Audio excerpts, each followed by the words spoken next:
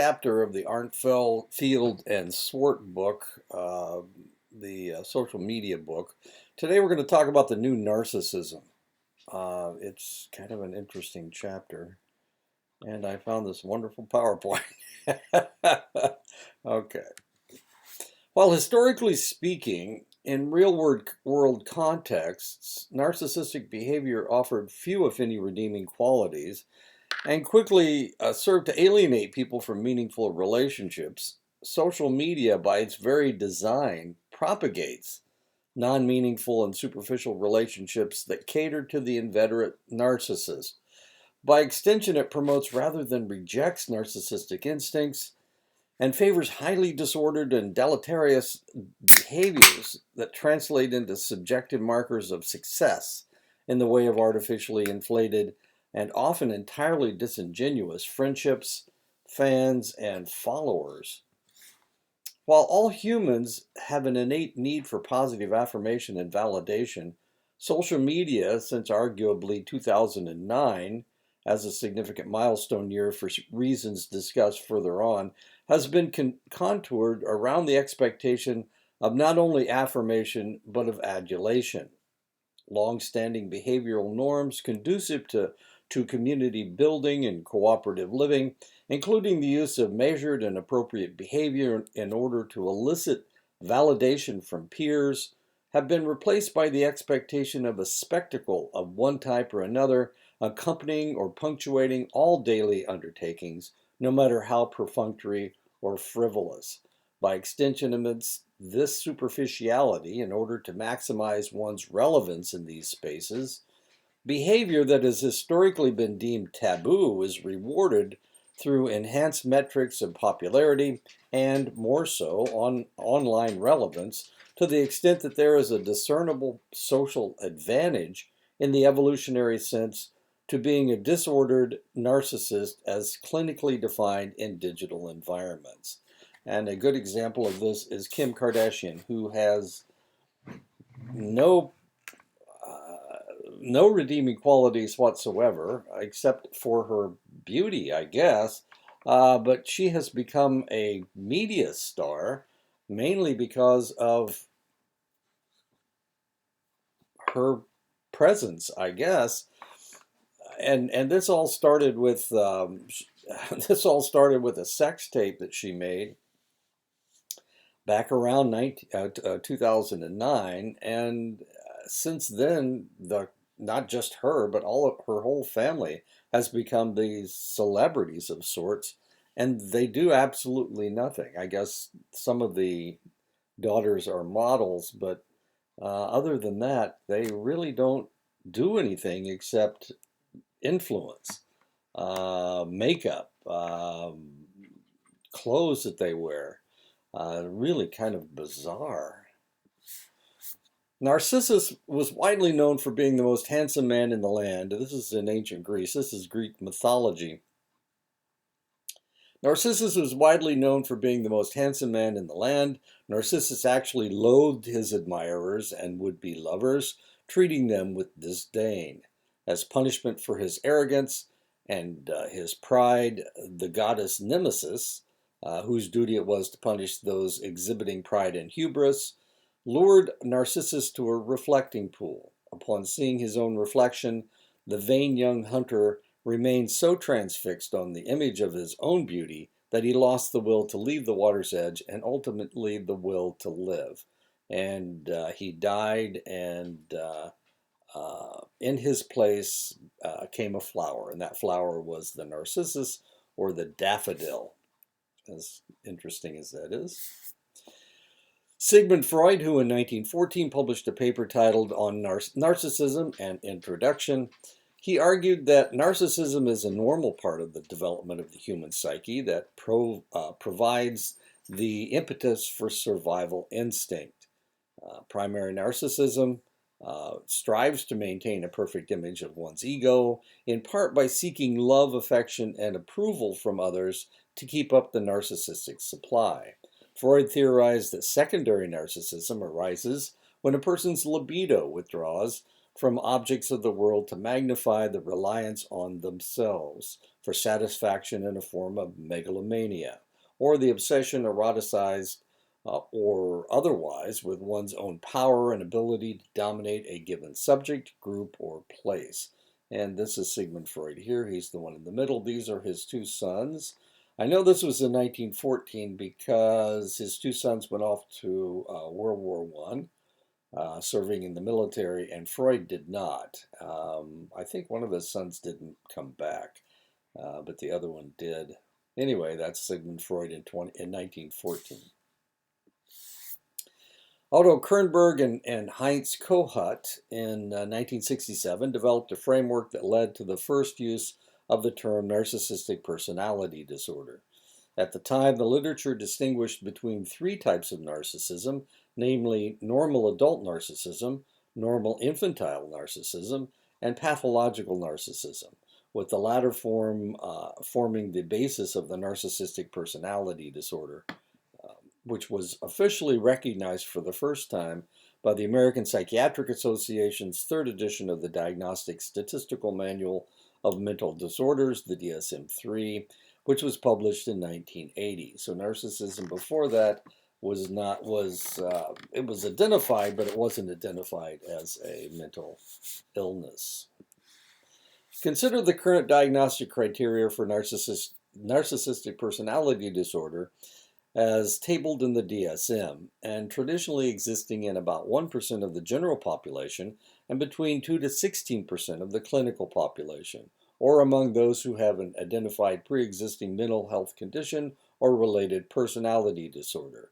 And these are the symptoms, these are the criteria that we use to diagnose people who are suffering from narcissistic personality disorder. Now, the interesting thing about narcissistic personality disorder, just like antisocial personality disorder, these people like themselves, and they like themselves so much that treating them is near to impossible, because they think the way that they are is better than the way they would be if they weren't narcissistic. So these are the criteria. Number one, a grandiose but unfounded sense of self-worth and need to overstate accomplishments. Number two, preoccupations with fantasies of wealth, success, fame, power, and genius without skills or achievements. Number three, the belief that he or she is unique, special, or exceptional and should only be affiliated with similarly elite individuals. Number four, an unrealistic need for excessive praise and admiration. Number five, a consistent sense of entitlement and favorable VIP treatment. Number six, interpersonally exploitative and manipulative of others to achieve a specific and selfish objective. Number seven, lacking empathy and sympathy, generally oblivious of or uncaring about the feelings of others. Number eight, irrationally envious of others, or at the same time, irrationally expects others to be envious or jealous of him or her. And number nine, cavalier, cocky, and high-hat behavior demonstrated in most social settings. And if you think this fits somebody that you know, then you're probably correct. And I won't mention his name. The unprincipled narcissist, these are the subtypes of narcissism. The unprincipled narcissist is disloyal, erratic, arrogant, and considering themselves immune to rules and even the law. This subtype is also inclined to criminal activity and other forms of misconduct, avarice, risk-taking, and vindictive behavior. Offline examples include stock swindlers, embezzlers, and unscrupulous lawyers. Online examples include spammers, hackers, phishing scam artists, and advanced fee career opportunity fraudsters. The amorous narcissist, and here's a picture of Kim Kardashian. I think that's Heidi Klum, but I may be mistaken. Yeah, that's Heidi Klum because that's E.T. The amorous narcissist, superficial charmer, glib, smooth talker, and cocky and hedonistic indulger, whose own pleasure and often compulsive need to be on display and lusted after are central to his or her identity, even at the personal emotional or financial expense of others. Offline examples include slimy playboys and philanderers, bar stars, and those who intuitively seek out environments conducive to sexualized behavior in lieu of pursuing genuine intimacy. Online examples include selfie addicts, webcam performers, and anyone trafficking in intimate, erotic, or semi-naked images as a priority or as the leading element of their digital existence. Compensatory narcissist is generally plagued by feelings of insecurity and low self-esteem. They will feign expertise and project a false bravado or veneer of superiority to protect themselves from meaningful relationships or to interdict what is usually justified criticism, many avoiding public gatherings and mixed company beyond immediate colleagues. Offline examples include micromanaging workaholic bosses, many academic types, and heavy-handed police officers, border officials, or other persons in authority. Online examples include comment board trolls, many cyberbullies, those not otherwise sexually motivated, vexatious political bloggers, self-avowed cultural pundits, and to this same end, some YouTubers. The elitist narcissist is upwardly mobile, exploitative of others, and generally hailing from a privileged background or otherwise believing, often wrongly, that they are entitled by birthright. They are often enabled by parents or teachers during their formative years and seek to affiliate themselves with people, institutions, or subcultures they feel reflects or otherwise reinforces their own superiority. Offline examples include trust fund scoundrels, pompous dilettantes, supercilious country club types, or fraternity sorority snobs. Online examples include draconian or overbearing groups, Facebook, Reddit, et al., or shared drive listserv moderators, those with personal websites feigning expertise or exaggerated status, and anyone who pads any online professional profile, such as LinkedIn, with superlatives to assert otherwise dubious credentials. The malignant narcissist is aggressive, angry, vengeful, cruel, and seeing all other life as inherently inferior or trivial. He or she tends to be highly predatory and even one or both homicidal or suicidal in order to satisfy some misplaced, often sexually aberrant or autoerotic fantasy. Offline examples include sexual murderers, child molesters, or school shooters. Online examples include most cyberbullies, some trolls, those using online classified or dating apps to lure victims to a violent crime, human traffickers, terror propagandists, distributors of child pornography, and malware authors. And these are a group of child traffickers, human traffickers. The children of those suffering from narcissistic personality disorder, for instance, tend to internalize shame and low esteem as a result of narcissistic parents' inconsistent attention and superficial affection shown toward them. This dynamic is especially evident in public settings where parents with children in tow can be seen prioritizing, as is especially evident to their own children, much less to a passing stranger, their smartphones, activity, and social media status ahead of their own offspring. These children soon develop the intuition to recognize that every action they take that serves their parents need to be admired, idolized, and even feared offers an extrinsic reward, either in the way of affection, attention, or material gifts.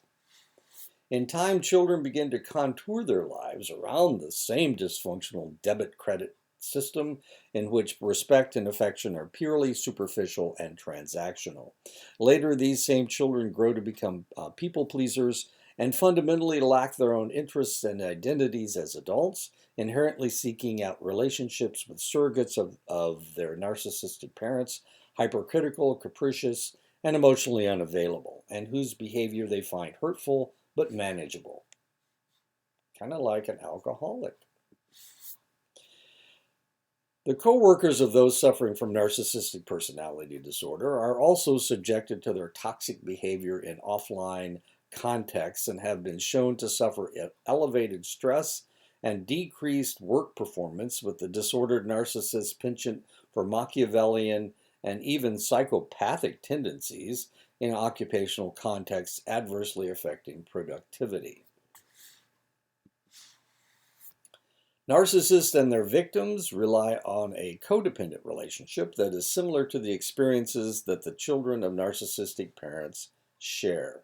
Often those gravitating toward narcissists are overly sensitive, deeply insecure, and unable to see themselves as worthy and lovable.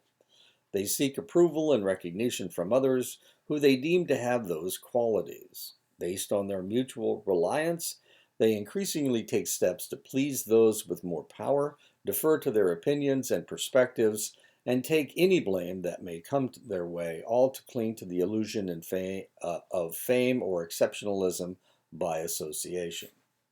Fame by association. The phenomenon known as fear of missing out, or FOMO factor, is central to everything from the development of a pathological internet addiction to the adverse disruption of sleep patterns and the associated side effects, both psychological and social.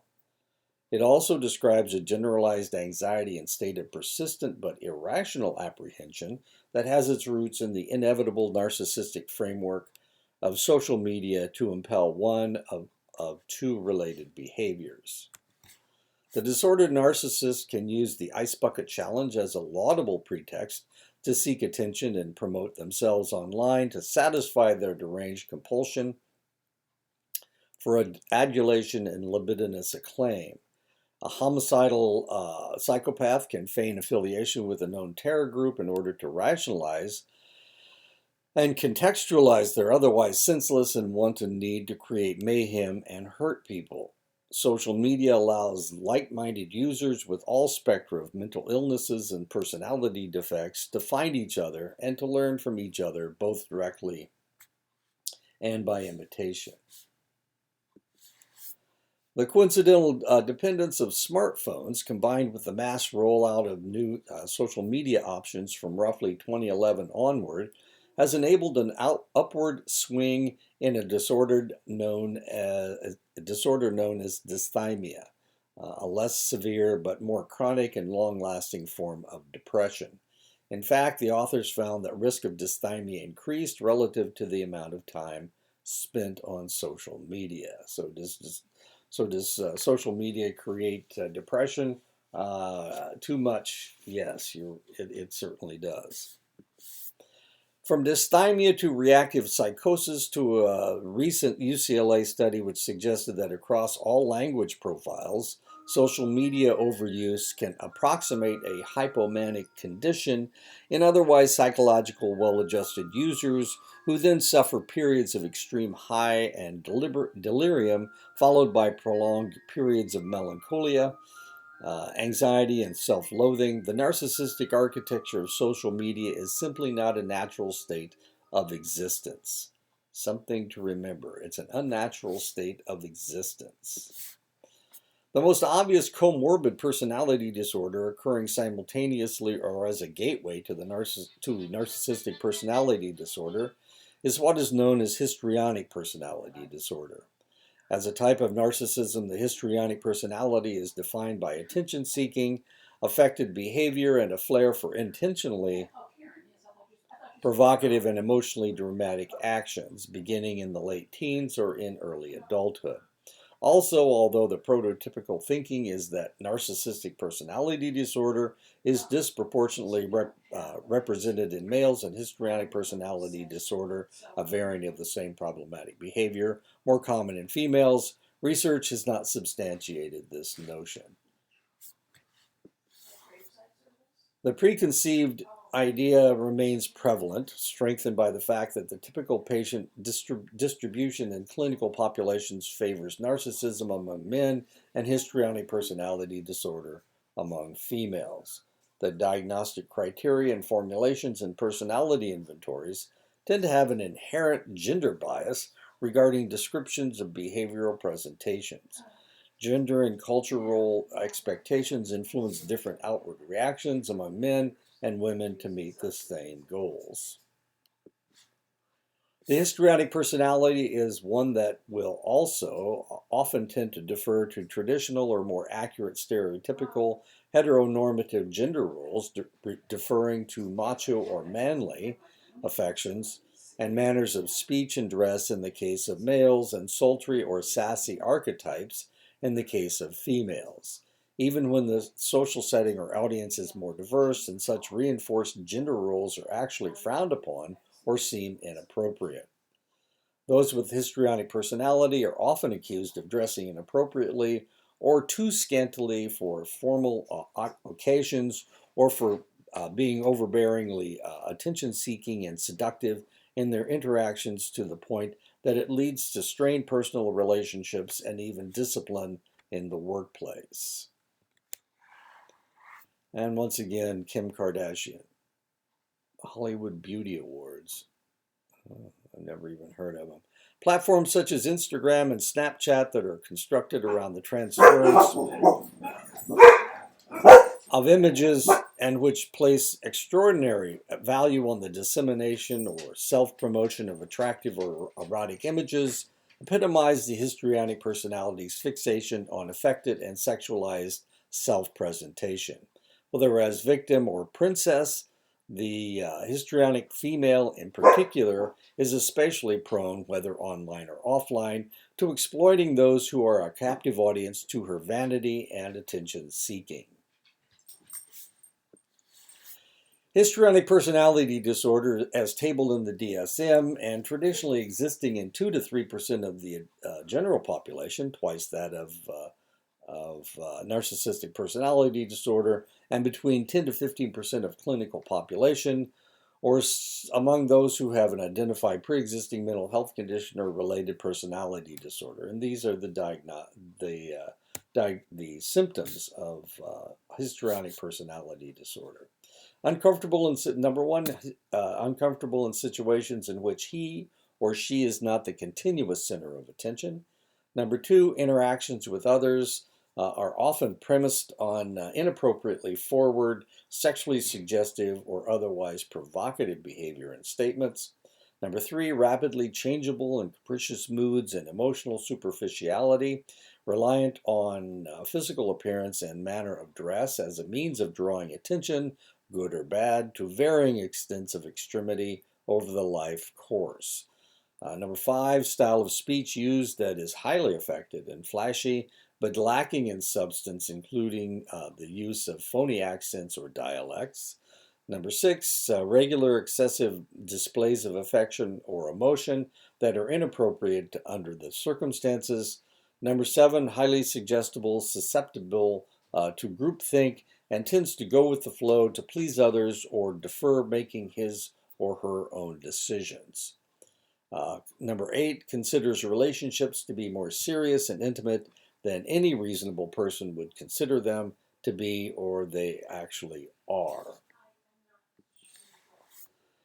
In selfie-centered social media platforms, a narcissistic or histrionic personality posting the images controls the formality of the exchanges. This once again conforms with the histrionic personality's reliance on affected, rehearsed, and insincere forms of speech as one of their key diagnostic criteria. The Twitterverse is not in a continuous state of expansion, rather it is contracting, and rapidly. In fact, the number of active users today has steadily declined since the third quarter of 2015. Twitter remains comparatively understudied with respect to cyber deviance and how its unique interface influences deviant conduct. One study examined how Twitter's design favors personalities exhibiting what is known as the Dark Triad, an unsettling and often dangerous interface of psychopathic behavior, narcissism, and Machiavellianism. Machiavellianism has to do with trying to control people. It's actually a political term. Borderline personality disorder is found in 1 to 2% of the general population, half that of histrionic personality disorder, and on par with the less popular nature of Twitter. But as high as 60% of the clinical population, or among those who have an identified pre-existing mental health condition or related personality disorder. It is also a disturbance, often referred to as the female-specific variant of antisocial personality disorder, with diagnoses among women tripling those of men. And these are the symptoms of diagnosis for borderline personality disorder. Number 1, taking drastic steps to avoid being ignored, deemed irrelevant, or otherwise abandoned, whether the fear is real or illusory. Number 2, displaying an erratic attachment to relationships that alternate between the idealization and vilification of a given person. Number 3, presenting with an identity disturbance marked by an unstable self-image or sense of personhood, often seen by way of dramatically changing body weight or body type, fluctuating hairstyle and color, the acquisition of tattoos, fanatical exercise, and changing of occupations. Number 4, impulsivity, showed in one of the 2 following maladaptive self-damaging areas: promiscuous sexual activity, erratic spending or gambling, substance abuse, reckless driving, or binge eating. Number 5, recurring suicidal or self-harming actions, threats, or ideas. Number 6, proneness to intense mood disruptions in the way of general melancholia, irritability, and anxiety. Number 7, chronic feelings of loneliness and emptiness. Number 8, difficulty controlling anger, displaying a temper, or displaying inappropriate and often violent outbursts. Number 9, proneness to occasional paranoid thoughts and severe dissociation, or an inability to appreciate the reality of one's surrounding or situation. Beginning with Twitter and the practice having since migrated to Instagram and other platforms, and even verbal offline conversation where saying hashtag ahead of any utterances and is to underscore their or accentuate it, the sign serves as a metadata tag that allows users to brand statements by theme. These are the hashtag sisters. And I typed in their hashtagging, and these ladies, this group came up, and I have no idea what it has to do with. I've never seen them before. The online disinhibition effect of specific social media platforms to minimize and trivialize the status, the ability, and the authority of individuals or groups otherwise inaccessible in offline environments promotes behavioral patterns among other well-adjusted people who have no offline precedent. More specifically, the process of hashtagging allows the borderline personality, or in prompting the otherwise properly adjusted personality to conform with borderline traits, to attach themselves, often erratically and ephemerally, to existing relationships or shared ideas, typically when motivated by extremes of either anger or adulation. The imagined community, that is, a group that is constructed by loosely joined constituents and by members with a shared delusion that they somehow exist as a tangible thing in space and time, hashtags allow for expedited intrusion and interloping by those struggling to carve out their own identity. Hashtagging, like all rites of passage in an imagined community, is to some extent the online version of the person who eavesdrops the location of an exclusive gathering and is then allowed to crash the event. Borderline personality features are characterized by an intensely fragile sense of identity or lack thereof, and therefore the person exhibiting the disorder's defining traits is extremely sensitive to the perceived criticism and opposition. They depend greatly on the attention and approval from others deemed to have status, and will go to great lengths to cling to external aspects that will define their value. They are equally quick to withdraw and become petulant when these needs are not met, often to the point of great self-harm. By dramatizing when reality TV and social media collide. By dramatizing every day by voyeuristically following the lives of scheming, immoral, manipulative, and unpredictable people who generally exhibit the diagnostic criteria of narcissistic, histrionic, and borderline personality disorders, and arguably even psychopathy. Shows such as Jersey Shore, Teen Mom, The Bachelor, Bachelorette, The Hills, Real Housewives, and Celebrity Rehab, etc. These series were to some extent progenitors to the social platforms that can now do the very same thing. They exploit and intensify conflicts and discord, and both attract and incubate disordered personalities. And of course, this is Jersey Shore. That's Jersey Shore as well. I think they're all in there. Yeah, all four of them, all eight of them. Penetrating 2014 U.S. study confirmed that reality television viewership is strongly correlated with reduced education, literacy, and income, and a greater number of television viewing hours per week. However, this same group was still sufficiently introspective to recognize that these series were inherently bad and lowbrow television, that the content offended their moral sensibilities. Many of the same sentiments and psychological reactions to viewing reality television across both groups of indulgers and abstainers simulate that many of the same responses, hostility, emptiness, melancholia, dissociation, as those social media users who find themselves a captive audience to similarly narcissistic exploits during various online exchanges. Sobering thoughts. Perhaps we need to consider the stark reality that is indicated with narcissistic personality disorder and its comorbid conditions being present in anywhere from 1 to 3% of the general population, but as high as 30% in the clinical population, that social media environments actually constitute clinical environments. They are certainly not aptly representative of the general population, as they have historically existed offline and where the prevalence of these conditions has been traditionally tabulated by experts. The reality is that these platforms both attract and create narcissists at a rate unseen in any offline population. And that is the end of the chapter. Kind of an interesting one. Okay,